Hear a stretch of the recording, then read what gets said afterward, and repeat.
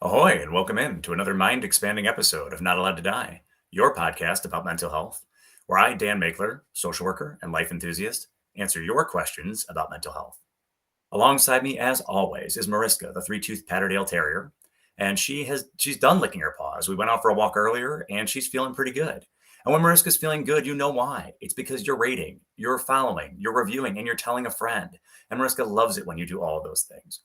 Mariska was reminding me earlier that I do need to make sure I'm making a plug for Pause for Patrick all the time. So remember, this podcast is brought to you in part to draw attention to Pause for Patrick. So if you know a young person, and remember, all of us are young people in our own way, who could benefit from an emotional support animal, go to pauseforpatrick.org and check out our website and see what you could do. And if you're a person who wants to help out, remember, we're always looking for volunteers. So Mariska and I are super excited because you know we love having guests. And today we have Becca Ferguson, who's a licensed professional counselor and real-life human being. Becca brings her love for storytelling and teaching to every environment she's in. When people ask her for advice, it's coming from years of experience, personally and professionally. Becca's main goal is for people to know that they aren't alone. In her spare time, Becca drowns out the intrusive thoughts with trash TV, playing with her cats, and hanging out with her incredible husband. So Becca, all the listeners know that I have been so excited to have someone, a practitioner of EMDR on, and we're going to get into talking about that as well as, the other things you do, because you're not just an EMDR practitioner, but we're so happy to have you. And so if you wouldn't mind, tell us a little bit about yourself and your journey to getting where you are today.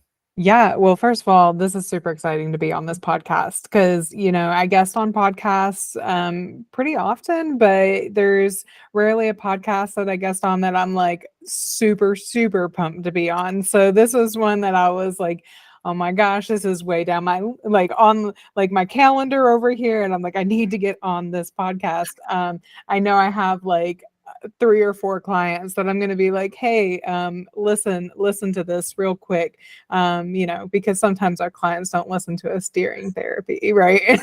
um, so I'm really excited to be on this podcast. I love everything that it stands for, and I love the Pause for Patrick. I know I talked to you about that when we talked on the phone, but I absolutely love that. So yeah, a little bit about me. I'm a cat mom and a wife and a therapist. Those are, 3 of my big titles, but I'm also a survivor myself of trauma. I have post-traumatic stress disorder, and that plays a big part in why I'm a therapist. Being a therapist was never the goal ever. If you would have talked to me when I was in 3rd grade, and I can honestly vividly remember this, which is super terrifying and cool at the same time. But I can remember sitting at the lunch table when I was in 3rd grade and telling people, I have to go to seminary for 10 years so I can become an ordained minister in the Methodist Church. And like, what 3rd grader thinks about that stuff? Like, nobody thinks about that. But that was me. And I did end up getting accepted into seminary after college. I became a youth minister, and after about 9 months, I was like, I do not love teenagers enough to work or in this environment. And it wasn't the teenagers, it was the parents of the teenagers. And so I just realized in that environment I could not be authentic, I couldn't be real, I couldn't talk to people about suicide. I couldn't talk to them about sex, drugs, rock and roll, all the things, because it wasn't acceptable in that environment to talk about it. And so I mainly became a therapist because of that, and because my therapist told me to become a therapist. He was like, if you don't ever do anything in your life, become a therapist. And I was like, okay.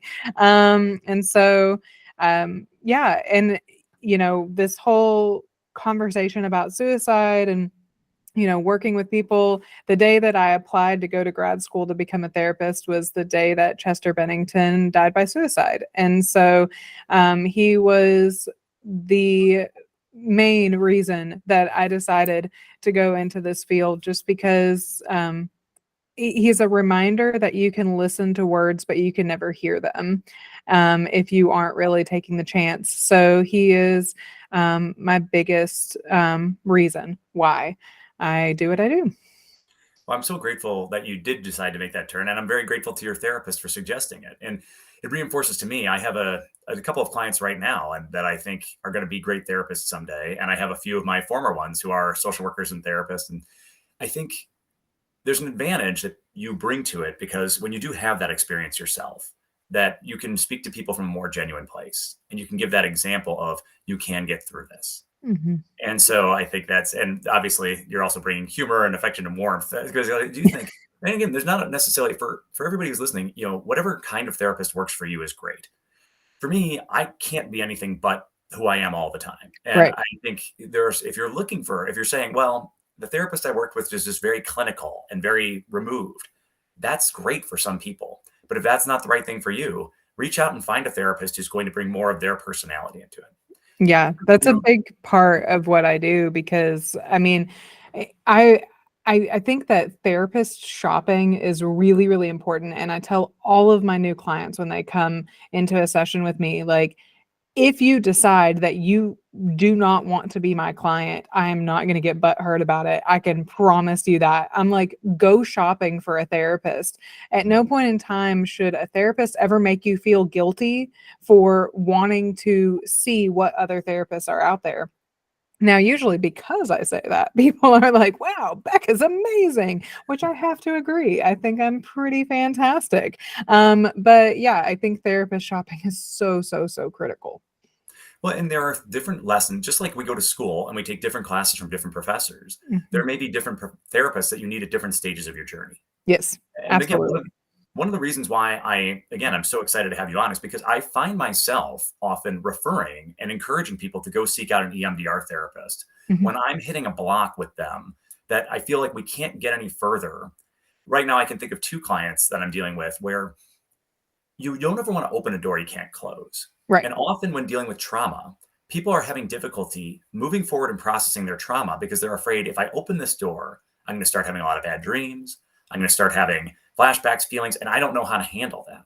Mhm. And then that's when I find myself saying, maybe it's time for you to consider learning how to close that door a little bit and seeking out a practitioner of EMDR.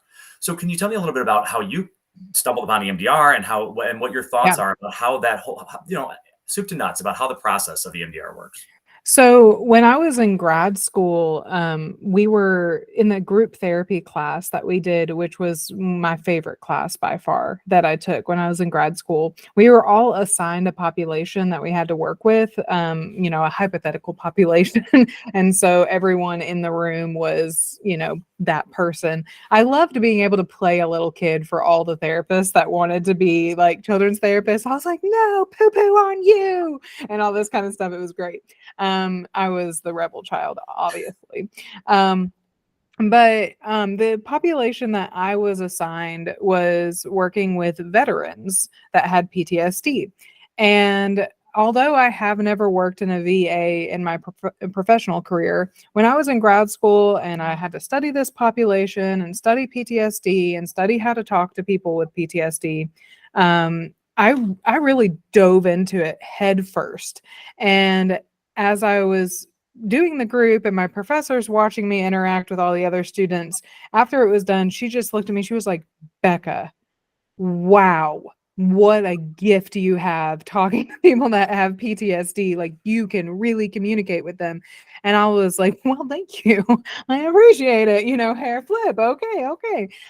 But I mean, really, it was something that I had never considered, working with post-traumatic stress disorder until I started seeing clients. And then I noticed, like, I am giving everyone PTSD and anxiety diagnosis. Like, what is up with this? And, in the world that we were living in at that point in time, I mean, everything was just so chaotic. When I was in grad school and after I graduated in my internship, it was around 2018, 2019. And so, I mean, think about how many changes were happening in 2018, 2019, right? And then come 2020, when COVID hits, and then all of a sudden everything just goes to shit. Excuse my French, oui, oui.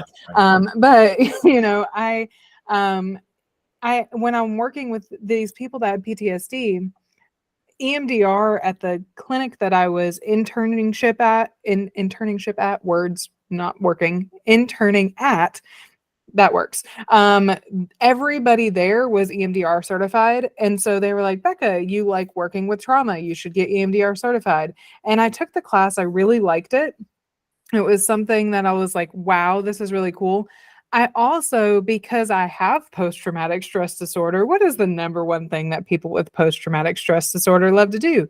They love to get over their own trauma, right? They just are like, can I just get over it? And I'm like, no, that's not how it works. Hate to break it to you, but this is going to suck for a little bit. And so as a student and a client myself, I was like, I want to do EMDR because I want to get over my stuff and I don't want to feel this way. I want the quickest way. I don't want to work on it that much. I don't want to talk about it. I don't want people to know about it, XYZ. And I actually sought out an EMDR therapist. And I'm sure as a social worker, you can relate with me on this. Being a good therapist, it's really hard to hear stories about bad therapists, right? And so this will make you cringe for a little bit. But I went to go see a therapist that was EMDR certified, and he was trying to convince me that my brain was telling me, or my brain was blocking trauma of being sexually assaulted, and I didn't actually remember it happening. And so EMDR was going to bring all this up for me.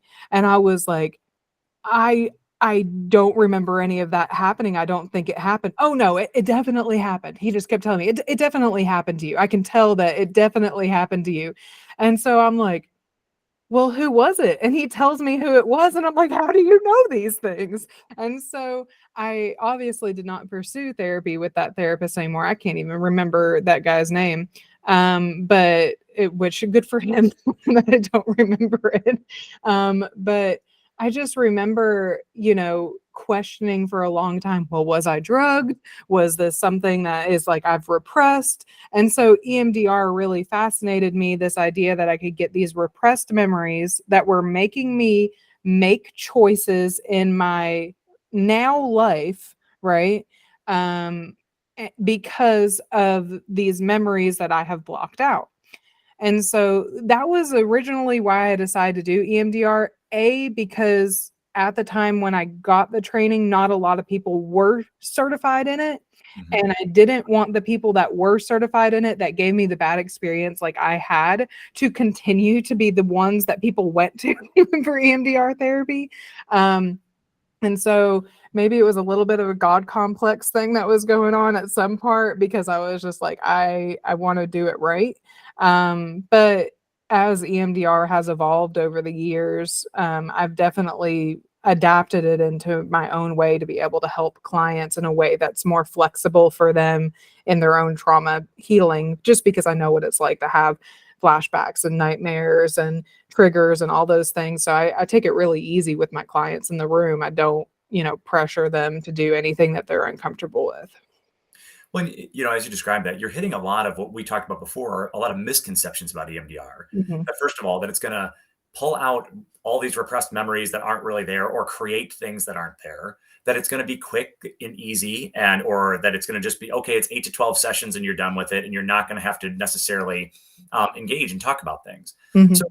what are some other misconceptions before we start to get into what EMDR is? What are some things that you're seeing clients coming through the door thinking that EMDR is going to be, and some misconceptions that they have about it? Oh, yes. Please let me go ahead and clarify this for everybody that's listening that wants an EMDR therapist.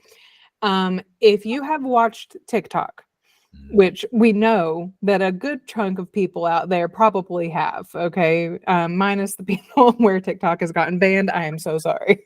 Okay. But if you have watched anything and then you have decided to self-diagnose yourself with self-diagnose yourself, yep, that's another sentence, with PTSD, before seeing a professional, and then you decide that you want to seek EMDR, I truly believe that there are some ways that self-diagnosis can be healthy and some ways where it can be unhealthy, right? I think that most therapists can agree with that. But seeking an EMDR therapist in particular does not mean that on day one, you will go in there and you will start EMDR therapy and then be able to get over your trauma. there is such a big process. And I actually brought with me today my training binder that I had from EMDR therapy. And if you see inside of it and you can hear it on the podcast, there's so many pages, okay? Mhm. Like at least 300 pages that I've printed out and stole from multiple copy machines, you know, across my career for different resources. But there's so many different phases, things that we have to do to check on your safety. Is EMDR a safe process for you to do? Because you know, I've had clients that have had panic attacks in the middle of doing EMDR therapy, which, you know, having panic attacks in the middle of therapy, I love it when my clients have panic attacks in the middle of therapy because then I get to work through it with them. I'm a nerd like that. But don't worry, you don't come to my therapy office and have a panic attack. And inducing them all the time. Yeah, I'm like, yes, have a panic attack today so we can have a breakthrough. Oh my God. But no, that's not what I do. So I definitely I think there's a lot of stuff that has to happen. So the biggest misconception is that if I go find an EMDR therapist because I have decided that I have PTSD, the first thing that the therapist is going to have to do is determine whether or not your self-diagnosis is correct. You know, there are a lot of people that have gone through traumatic events that do not have PTSD. And I think that blows a lot of people's minds when it's like, well, this person was in this environment for how long and they don't have PTSD, but then this person does and they do. Like, how do you know the difference? And I mean, our good old purple book, our DSM, or now it's, I guess it's a blue book. I mean, who knows what color it is now. You know, it definitely helps us determine whether or not you meet that criteria. It, finding EMDR is all about, you know, what you can handle, what you can't handle. Should we do extended sessions? Should we do shorter sessions? Should we do traditional EMDR therapy? Should I do adapted EMDR therapy? There's so many questions, and sometimes it takes 5 or 6 sessions to find whether or not EMDR is even going to be helpful for you in the first place. So, yeah, you're not going to go find an EMDR therapist and start and then get over your trauma in 5 or 6 sessions. It's just not happening. And I think that's what the EMDR therapist that I saw was doing, because he wanted me to list all of my traumas on session 1 when I wasn't even certain that I had a trauma disorder, believe it or not. But yeah, I wasn't sure about it. So it was definitely difficult to navigate.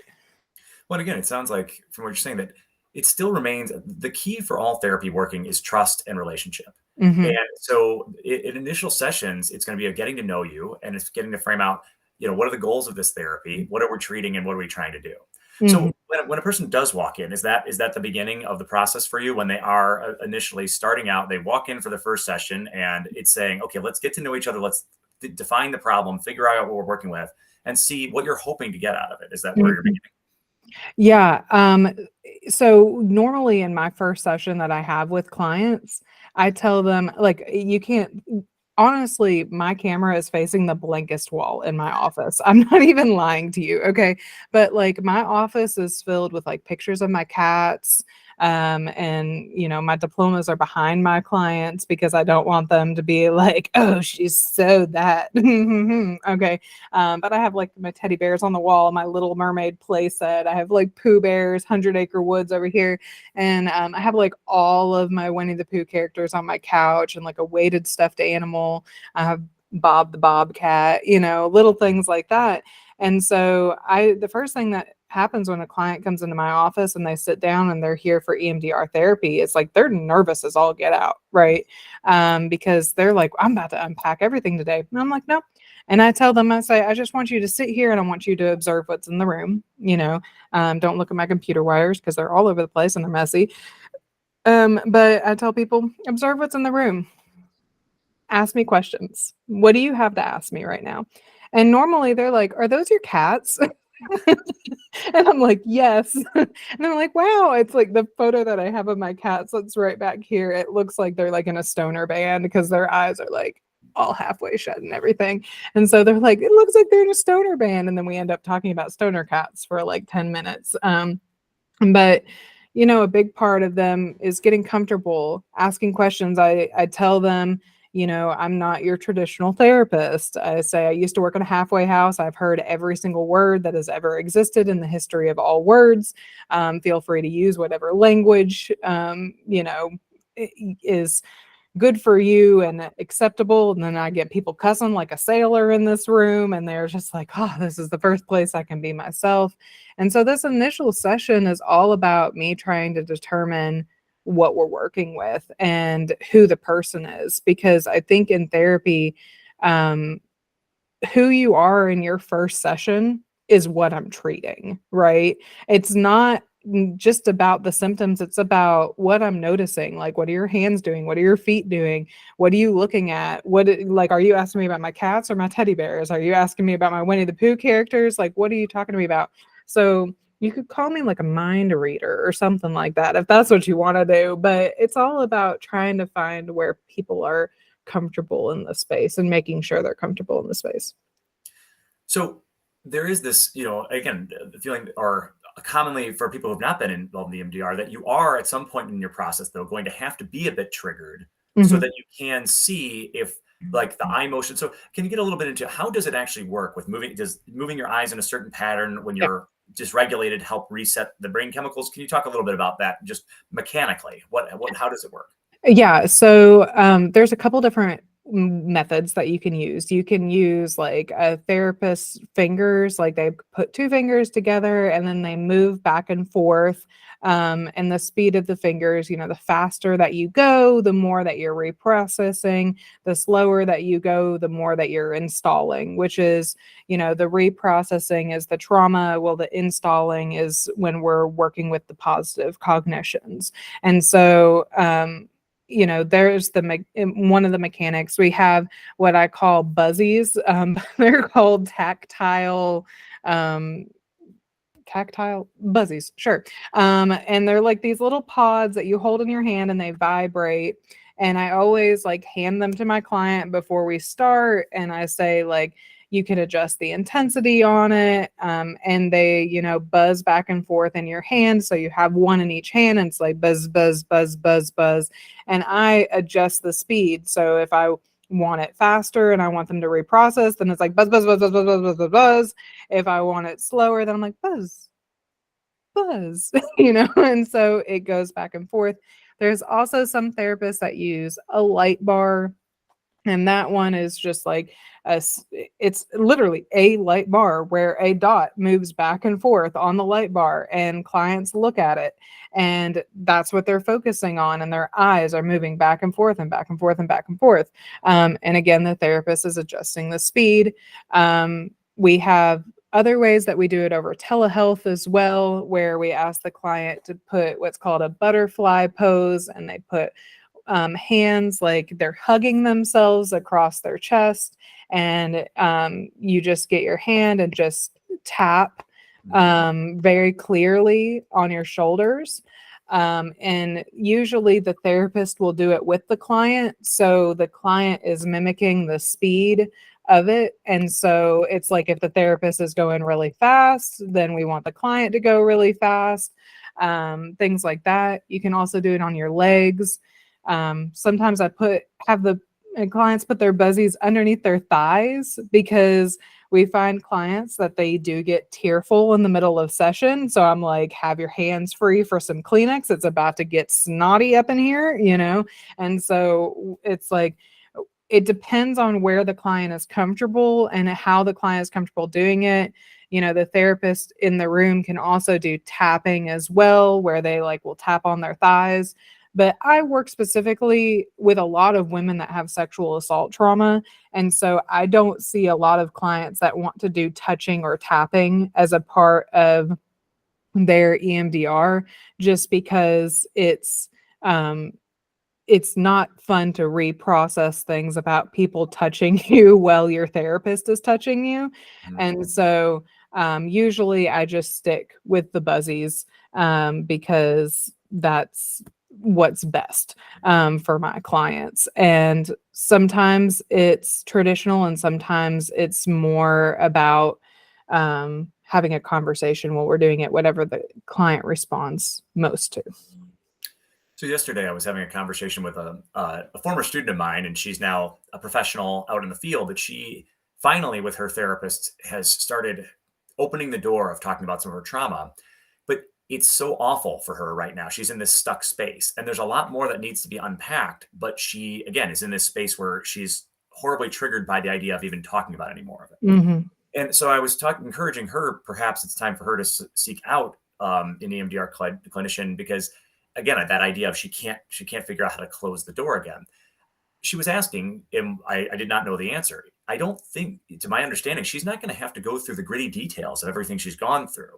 She's just going to have to share enough to get herself to an unregulated state so she can learn the techniques to re-regulate. Is that correct? Or so how does that work? Yeah. So everyone is different. Okay. And there's some clients where I'm like, I need to know what you're thinking, because if I don't, then I don't know if I'm going in the right direction.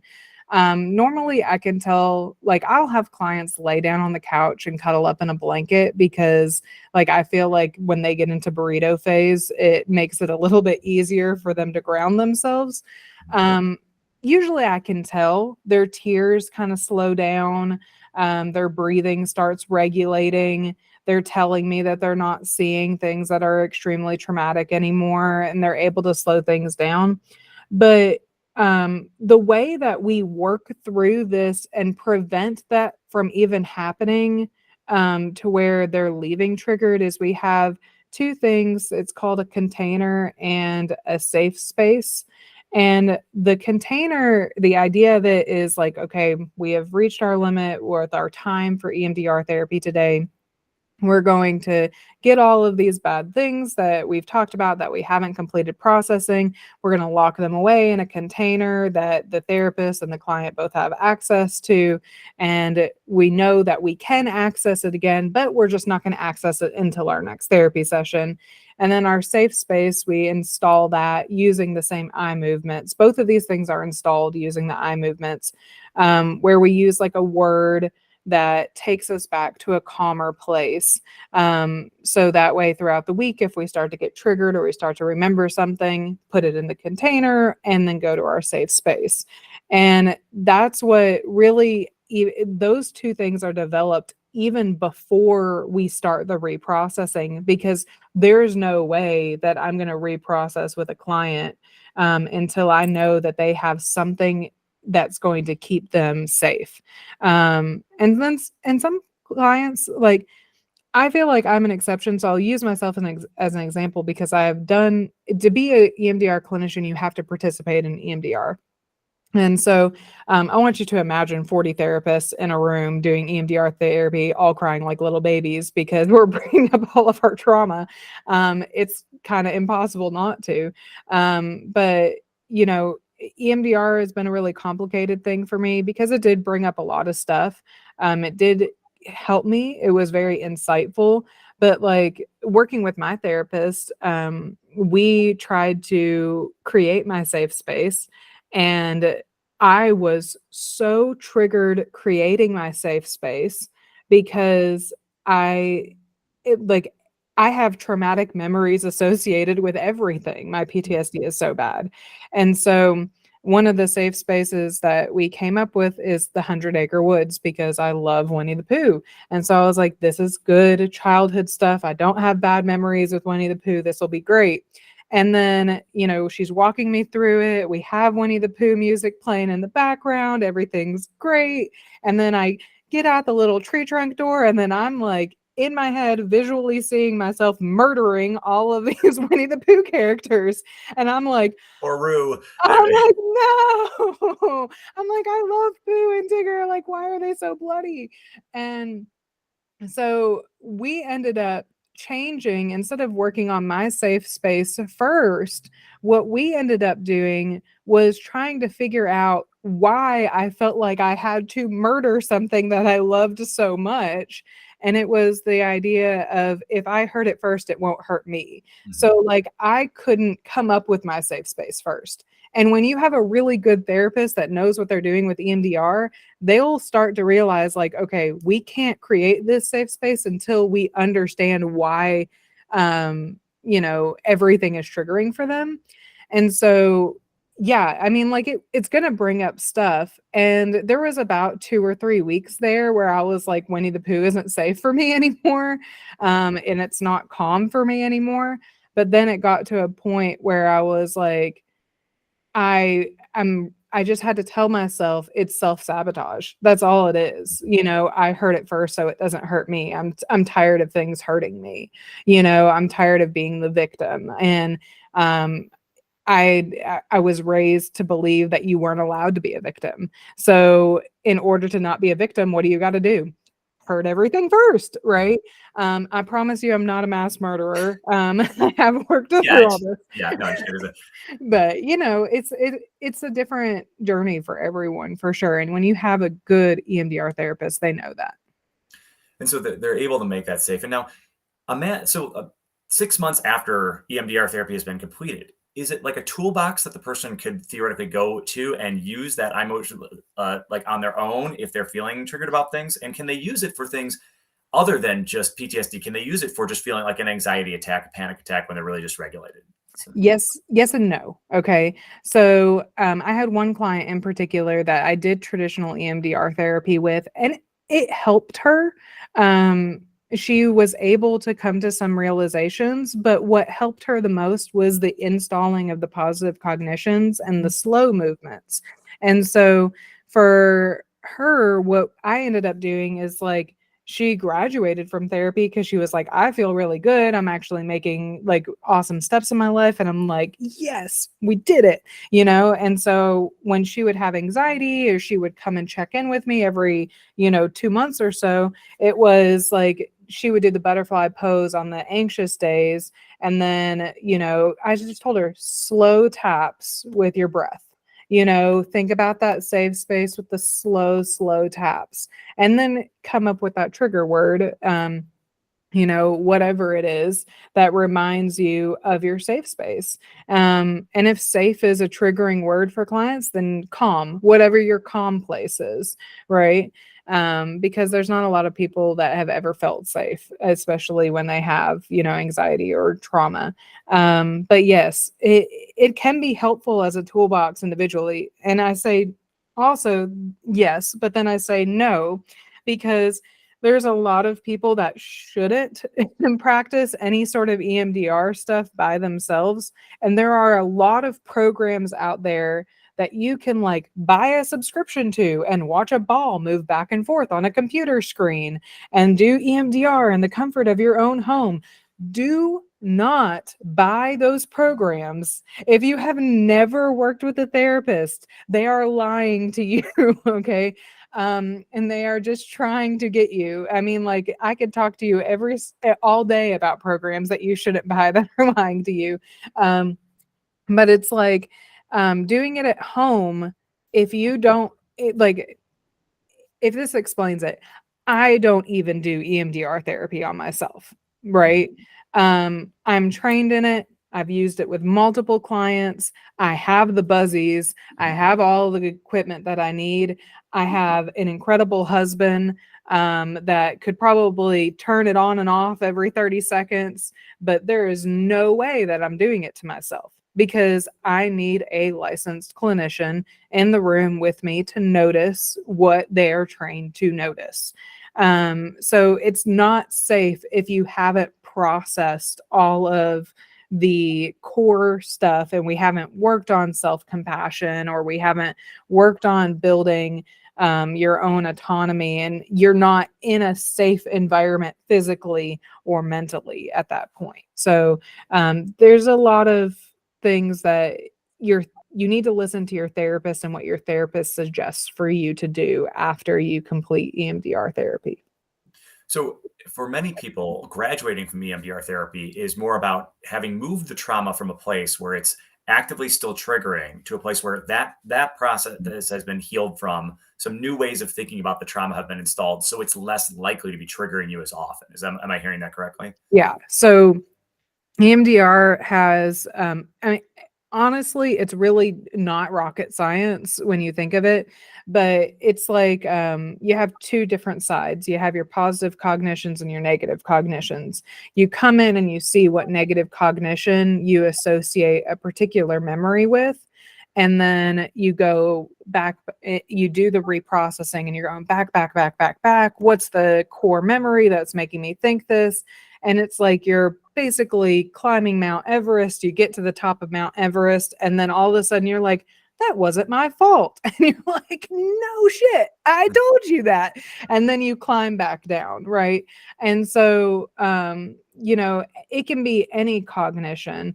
When I did one of the other times I did EMDR, I have a huge fear of throwing up. I don't know why. It's just no one likes it. I think it was just installed because my mother like left us and abandoned us whenever we got the stomach flu. She was like, your father will deal with it. I'm going to a hotel room. But so I was just like, oh, women aren't supposed to like throw up. Maybe that's it. I don't know. But in doing EMDR therapy, it took me all the way back to a memory from when I lost my beloved stuffed animal when I was 3. And so it's like, what in the world does me losing my most beloved horsey have to do anything with my fear of throwing up? Well, it's because I didn't have control over what happened to it. We did find it a couple days later after I was screaming like a banshee for 3 days straight, and my parents had to go dumpster diving. But the janitor was like, oh, this is an old toy in a daycare, I'm going to throw it away. And I was like, no, it's horsey. But yeah, so like, wow, we learned through EMDR therapy that Becca has a major control problems. When she doesn't know what's happened to something, then all of a sudden she absolutely gets triggered. So sometimes you find memories that are completely unrelated, or that you would think are unrelated, but really are coming up with a core concept. And then that positive cognition can be installed of, I don't have to have control of everything. I am allowed to, let other people do things in front of me without me telling them how they have to live their lives, which, if you ask my husband, is still something that I have not mastered on, because I definitely can't watch him put up Christmas lights. It's like a disaster waiting to happen. I'm like, just give it to me, but working on it for sure. Well, so, I find myself curious. Let's say a person doesn't have PTSD, but they do have those negative cognitions, and they just have like a lot of negative self-loathing, and they need those positive cognitions. Mhm. Can EMDR therapy be used for a person who isn't having flashbacks? They're not having dreams. They're not having the physical like sensations, because if they have trauma, maybe they don't even remember what it was, or maybe they don't even have it. Maybe they're stuck in that spot, but they are having this battle with the negative cognitions. And where did it come from? Where did they learn that? Can EMDR be helpful for people who don't have PTSD but are in that situation? Oh yeah, 100%. It can be helpful. But I also, I'm also an ACT therapist as well, as Mhm. far as like acceptance and commitment therapy, for those of you that don't know the acronym. And you know, I I think that the negative and positive cognition sheet that I have is very wrinkly and has been sitting on my side table that a lot of clients have touched. It's probably not COVID safe. But, um, there's sometimes in sessions that I'm just like, I hear a client and they're just like, and this happened, and the shoe is always going to drop, and blah, blah, blah, blah, blah. And then I pull out my 2 sheets of paper and I'm like, pick a negative cognition, any negative cognition. Which one are you feeling right now? And then they tell me like 10 of them. And then I'm like, okay, pick like 3 instead of 10. Like, I know we really hate ourselves right now, but just pick like 3. And then I'm like, out of those 3, which one is the most difficult one that you're processing right now? And they tell me one, and then I say, now look right across the street, and what's the positive cognition? And they tell me, and I'm like, does that seem believable? And they'll be like, hell no, that doesn't seem believable. And I just tell them like, well, what gets in the way, and we have more of a conversation. And those are some of the conversations, especially if I've done EMDR therapy with them in the past, that I'll go and get the buzzies and I'll tell them, put one under each thigh and let's just talk. Well, we have those buzzies rolling. And if they start getting to a place where they're just like, and my mom said this, and then my dad said this, then I like turning up the speed all the way, and their thighs are like, bzz, bzz, bzz, bzz, and I'm like, it's like an electric chair, but like way calmer, So I'm just going all over the place trying to figure out where the cognition is. And then when I hear them start to talk a little bit more positively, then I turn the speed down. And then they're like, oh man, that really isn't that bad, is it? I'm like, no. And they can come back to it. And so, yeah, it definitely can change and help many, many, many people. But from what I hear you saying, you're probably best off if you're finding a clinician that EMDR isn't their only thing, so that they can use EMDR as a tool that they're working with, and that might be how you start. But in a perfect world, finding a clinician that can also bring other tools in and say, hey, right now we're at a stage where maybe we've finished the EMDR aspect of things and you've learned those skills, but maybe what you're dealing with right now is more something that ACT therapy or other kinds of modalities might work better with. Oh yeah. I mean, like I in my personal journey with EMDR, creating my safe space, I actually did a 3-hour EMDR intensive with my therapist just because my trauma brain really doesn't allow me to do things slowly. And a lot of people with PTSD struggle with that as well, like got to get over it fast, which, getting over it, as we know, is not ever possible. We have to get through it. And I didn't want to do that. And I was very resistant during EMDR, especially being trained in EMDR. I was like, you're not moving the buzzies fast enough. I'm not processing. Stop. And so it's like, she was like, well, we know we have control problems. And I was like, yeah, I know. I'm sorry. But one of the things that I had to integrate when I was doing my own journey in EMDR, it's like my therapist was like, we got to take a step back. And she started doing ACT therapy with me, a lot more talk stuff, a lot of mindful self-compassion. And I've never been a mindfulness person just because I'm like, that's a whole bunch of hooey. I'm like, I'm not sitting here staring at a wall. I was raised in church. And so I was like, well, prayer never did shit for me either. So, I'm like, I'm not sitting here staring at a wall hoping that something happens. And so I just was like, trying to figure out how to be mindful, trying to figure out how to love myself, like what are the real roadblocks? Because I think another misconception with EMDR is that you just come in with a whole bunch of trauma and then it gets done with all in one setting. But really, we're about identifying a particular target when it comes to EMDR therapy.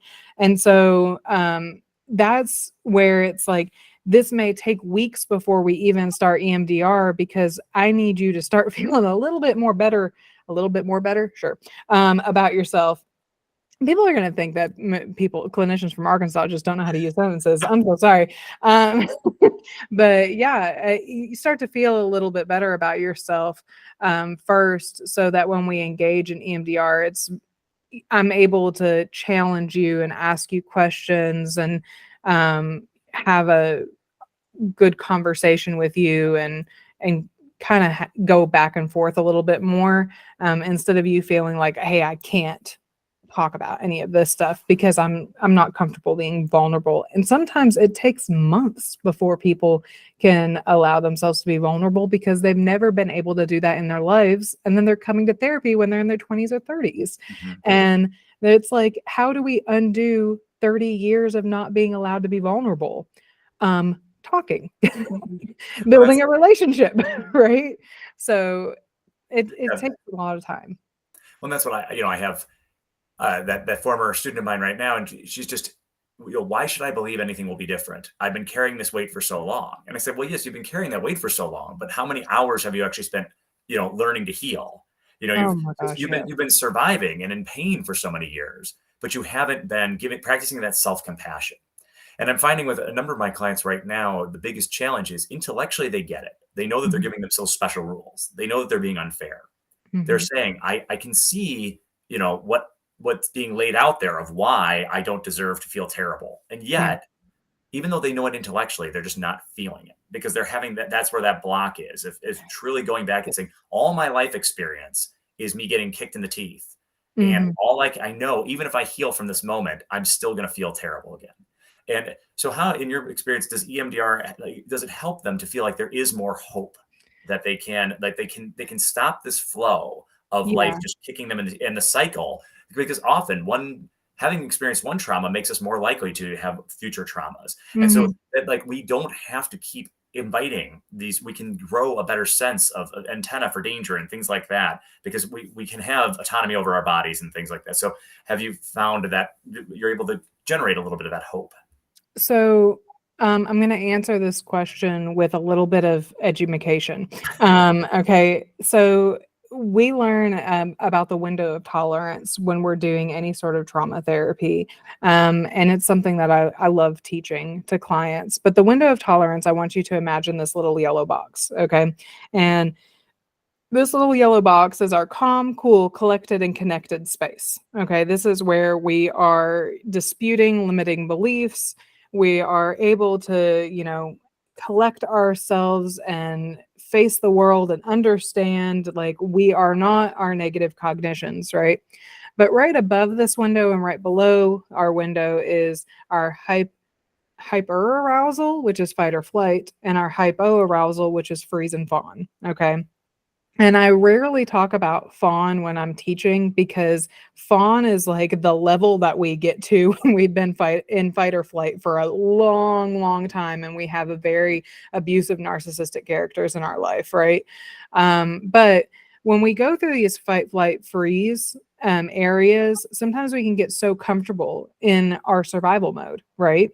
Um, One of the things that I have noticed in my own journey and working with people that don't like these uncomfortable feelings is you need to understand that being in fight or flight is only comfortable because you are pleasing everybody else around you, right? You are making everybody else comfortable because you're suffering, Mhm. right?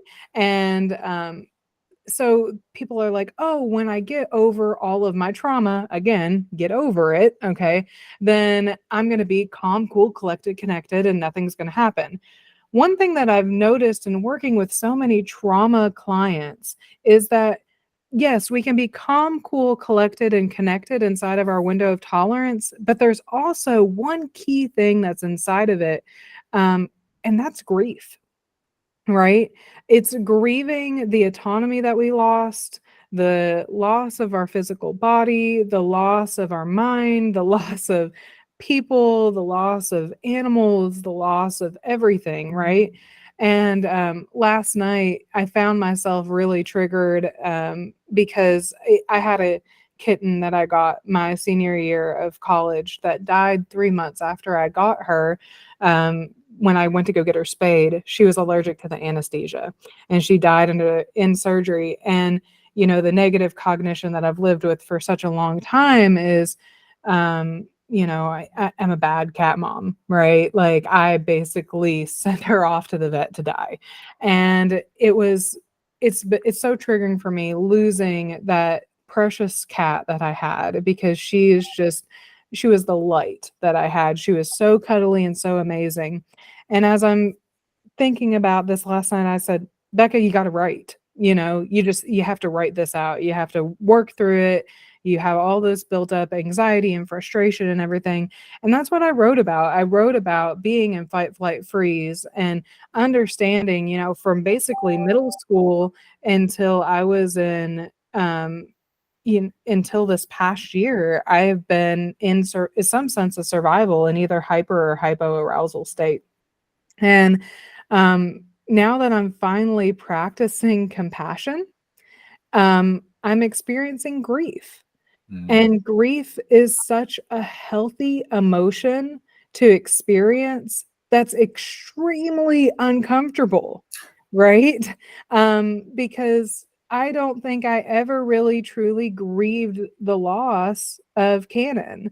Mhm. Right 2 days after I got Canon, my best friend at the time said, "Hey, I got you a cat. She's at your door." And I was like, "What?" I'm like, "Okay." And then I got Lucy. And then I went to a therapist a year later, and that therapist was like, "You should get another cat if you don't feel like you're connected with Lucy." So then I got another cat. And then I got a husband that was like, "I want to get a cat." And so then I'm like sitting here, I'm like, "But none of these cats are Canon and they don't love me the same way." And then I'm over here thinking to myself, that's grief, right? And so I think if your goal in doing EMDR therapy is to not feel any emotions towards the trauma that has happened to you, then you're going to be extremely disappointed.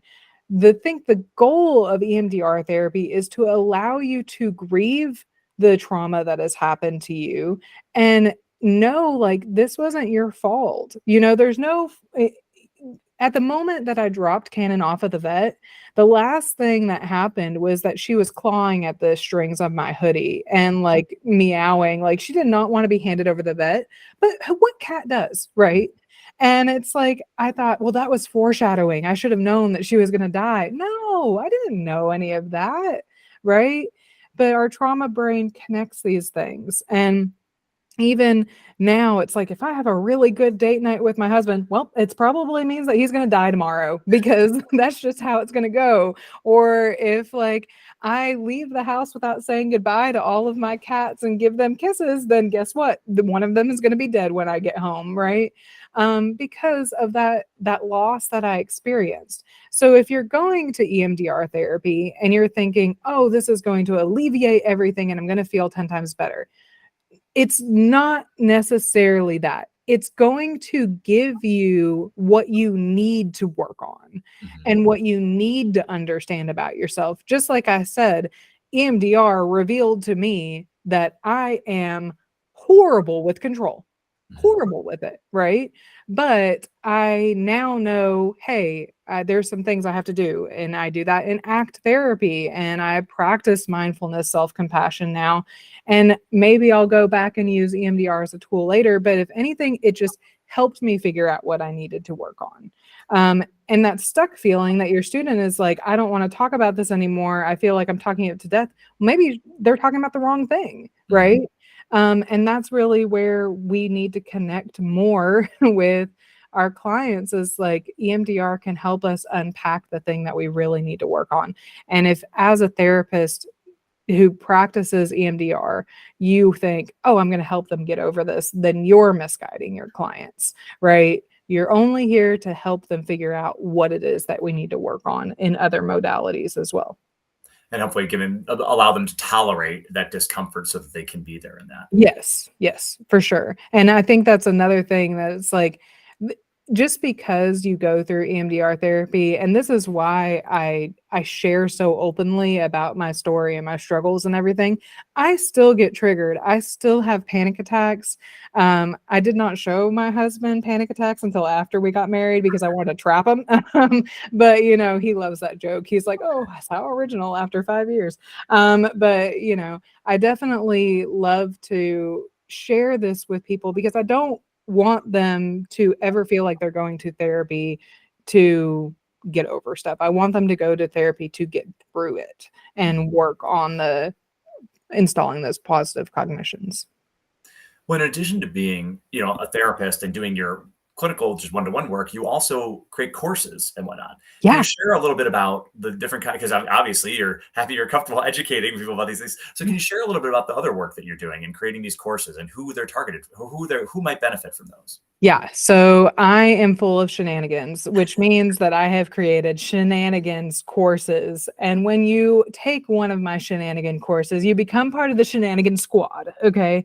But yes, I have a lot of online courses on my site. I have 4 mini courses right now. One of them is on the window of tolerance. So if you have enjoyed listening to all the stuff about EMDR therapy today and you want to understand more about how your trauma brain works, then that would be a really good course course for you to start with. I also have one on SMART goals, one on the wise mind, which is a lot of dialectical behavioral therapy talk, and one on self-care versus self-comfort, which is my personal favorite because I think I'm the most funny in that one. But I also wanted to be a comedian when I was growing up, a minister, comedian, therapist. So I have 4 mini courses. They're about 30 minutes of video with a full-fledged workbook and journal prompts and all those kind of fun things, for you to be able to connect with other people, and I even tell people, like, print out the workbook and take it to therapy and tell them, like, hey, I did this course with Becca, and this is what I learned, and now I want to learn more about that. And now the therapist is going to be able to communicate with you on a whole different level. So I have those 4 mini courses, and then I also have an extended course on anger management. So if any of you that are listening are court mandated to take anger management classes, or your family is mandating you to take anger management classes, I have that available on my website as well. Just make sure you talk to your judge or parole officer or lawyer first, because they might be like, who does Becca chick? But I have that available, and that one's really cool because that's from the perspective of someone that was, from my perspective of being a victim of someone that had anger management problems. It's not just your typical clinical crap. So I have that, and I'm so excited because I love this podcast so much that I decided to give you guys a coupon code for 10% off all my mini courses. And so I know 10% is 10%, but like, y'all, 10% is a big thing when you're like grassroots clinician over here. Like, help a sister out. Okay. Get on there and use the code not allowed. Okay. And you can get on there and check out some of my online courses for 10% off. Well, I love, Becca, how you said that it's not like you do these home courses or you go to therapy. It's a combination. And if you're, obviously, the people who are listening to this podcast are the kind of people who are interested in mental health. Yeah. And if you're interested in mental health with obviously a little bit of humor in it, which I think for me, a spoonful of sugar helps the medicine go down, so that's, I think, Becca, you're the perfect person to be helping to deliver these kind of concepts and ideas to make it a little bit more fun. So I hope some of you will make sure you plug in that not allowed. So Becca knows who sent you over there. Yeah, I was trying to make the code, and then I was like, NATD, that's cool. But I was like, if I just do a code that's like, you get 10% off, but not allowed, then I'm like, that's even better. Was there any other messages that you want to give to everyone else before we sign off here today that you just want to share with the audience? I really just want to provide some hope to all the people that are listening. I think that suicide prevention and awareness is so important. And if you're listening to this and you're just like, oh, this person said I'm not allowed to die, I should, I should listen to them. Listen to yourself too. Trust yourself. I think you would be surprised with all the intrusive thoughts that you may be having because of all the things that you've experienced. I don't necessarily think, your voice may be saying like, oh, okay, well, dying would be easier, right? But not necessarily, because living and sharing your story, once you start doing it, it makes a huge difference for a lot of people in this world. So it's not just that you're not allowed to die. It's that you're allowed to tell your story. And if people get mad at you for doing it, you're doing the right thing. So I wanted to just share that hope. People are allowed to tell their story. And every one of you, your story matters and your place on this planet matters. And we are better off with you. So thank you for that. So Becca, one more time, what is the website that people should go to find out more about you and to get connected? And I will also put a link to it in the show notes of this, but where should people go to find those courses and more information about you? Yeah, so go to BeccaFergusonLPC.com, and you can find all of the shenanigans that I have available on my website. I'm also going to be having some really cool virtual group coaching that's going to be happening soon. That'll be across state lines. So if you want to get in and you want to interact with me personally, then I'll be able to have those options available for people as well. So I can't wait to share that with you guys. Well, thank you so much. So for all the rest of you who are listening, remember, if you have a question for Mariska and me, email me at daniel.makler@live.com and do whatever it takes to get you through this world. And remember, you are just not allowed to die.